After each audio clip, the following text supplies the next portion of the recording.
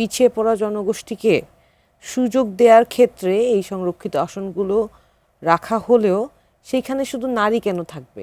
একজন শারীরিক প্রতিবন্ধী তাদেরও তো থাকা উচিত। সে তো আর বুদ্ধি প্রতিবন্ধী না, তার তো মেধা আছে, আইন প্রণয়নে সেও কন্ট্রিবিউট করতে পারে।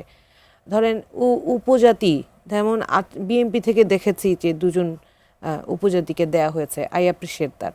তো এই জিনিসগুলোও কিন্তু সংরক্ষিত আসনের এই আওতার মধ্যে এই ধরনের যারা পিছিয়ে নৃগোষ্ঠী, জি উনি তো শিক্ষক, উনি সুন্দর ভাষাটাই বলবেন, এটাই স্বাভাবিক। তো যারা পিছিয়ে পড়া জনগোষ্ঠী তাদেরকে সামনের কাতারে, সমান কাতারে তুলে নিয়ে আসার জন্য এই সংরক্ষিত আসনটা আসলে বরাদ্দ করা উচিত। এটা শুধু নারীদের জন্য হবে এইটা আমি আসলে মানতে নারাজ। এক, দ্বিতীয় হচ্ছে এইখানে আপা যেটা বললেন যে ওই গার্মেন্টস শ্রমিক বোন বা ওই ওই ওই নারী চা শ্রমিক বোন, যে দুজনের কথাই, দুইটা মানুষের কথা উল্লেখ করলেন, বেসিক্যালি সংসদ হচ্ছে সেই জায়গা যেখানে আপনি আইন প্রণয়ন করবেন, বাজেট প্রণয়ন করবেন।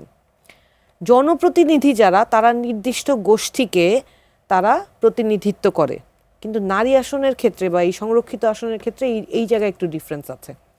সেইখানে আপনাকে পিছিয়ে পড়া জনগোষ্ঠীকে যেই সুযোগটা দেয়া হয়, তারা কিন্তু নির্দিষ্ট কনস্টিটিউয়েন্সিকে রিপ্রেজেন্ট করেন না।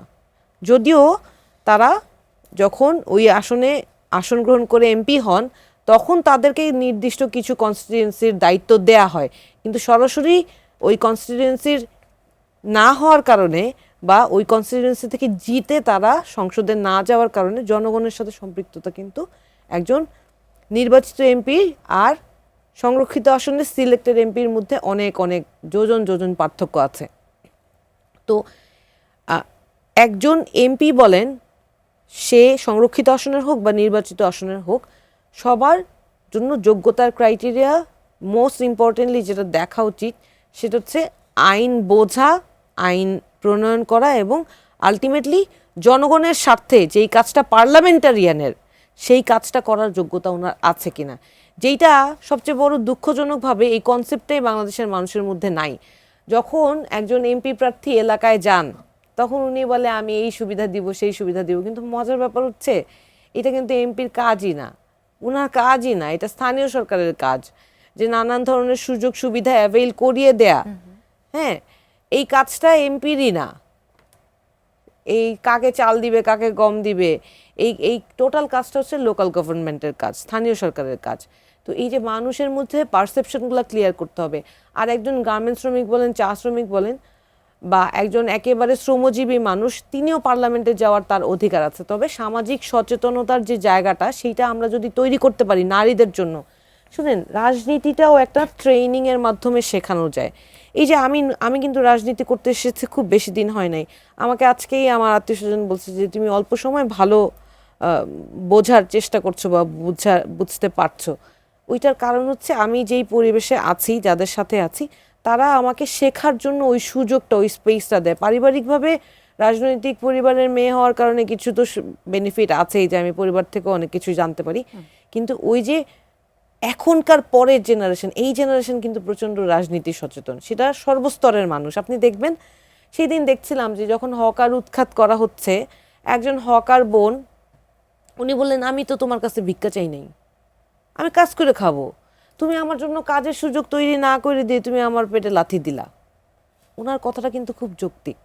এবং একজন আইন প্রণেতা হিসেবে বা একজন এমপি হিসেবে উনিও কিন্তু পার্লামেন্টে নিজের এবং নিজের এলাকার মানুষের বা নিজের জনগোষ্ঠীর জন্য উনি স্ট্রংলি ভাউচ করতে পারতেন, এবং তাদের কথা মাথায় রেখে কোন আইনটা করলে যা এই ধরনের, ওনারাও তো সমাজে এই যে ধরেন আর্থিক ব্যবস্থা গতিশীল রাখার জন্য ওনাদেরও তো কন্ট্রিবিউশন আছে না। এমন তো না যে শুধু আপনি বৈদেশিক যে আয়, সেই আয় দিয়ে আপনার রাষ্ট্র পরিচালনা করছেন, বা যারা চাকরি করে চাকরির থেকে ট্যাক্স দেয় তা দিয়ে রাষ্ট্র পরিচালনা করছেন।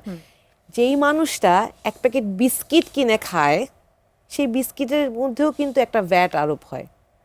সেটা কি সব মানুষ জানে বলেন তো? তাহলে ওই টাকাটাও কিন্তু কোনো না কোনোভাবে একটা খুব সাধারণ মানুষ দিন আনে দিন খায়, উনারও কিন্তু একটা নির্দিষ্ট পরিমাণ নির্দিষ্ট রূপে একটা ট্যাক্সের টাকা সরকারের খাতায় যাচ্ছে, তাহলে তারও তো সেই অধিকারটা আছে জানার, বোঝার এবং সেই জায়গায় সচেতন হয়ে আলটিমেটলি তার নিজেকে প্রতিনিধিত্ব করার। এটা নারী পুরুষ সবার জন্যই প্রযোজ্য। এবং নারী সংরক্ষিত আসনের যেই পজিশনটা আছে, আমার মতামত হচ্ছে এইটা ইট ইজ টাইম আপনি ডিফাইন করে দিবেন যে ওনারা কি করবেন, ওনাদের কার্যপরিধি কি হবে, কিভাবে কাজ করবেন, কে কোন কনস্টিটিউয়েন্সিতে কম্পিট করবে। সবচেয়ে বেশি ইম্পর্টেন্ট হচ্ছে এইভাবে সিলেকশন প্রসেসে না গিয়ে আমরা যেটা ঐক্যমত্য কমিশনে আলাপ করেছিলাম এবং জুলাই সনদে যেটা নিয়ে আলাপ ছিল, পরবর্তীতে গণভোটও হয়েছে যে সংরক্ষিত নারী আসন হোক, সেই আসনে নারীরা নারীদের সাথে কম্পিট করুক, বা এই যে ধরেন পিছিয়ে পড়া জনগোষ্ঠী ইনক্লুডিং নারী ওই স্পেসিফিক 50টা হোক 100টা হোক ওই আসনে ডিরেক্ট কম্পিট করুক।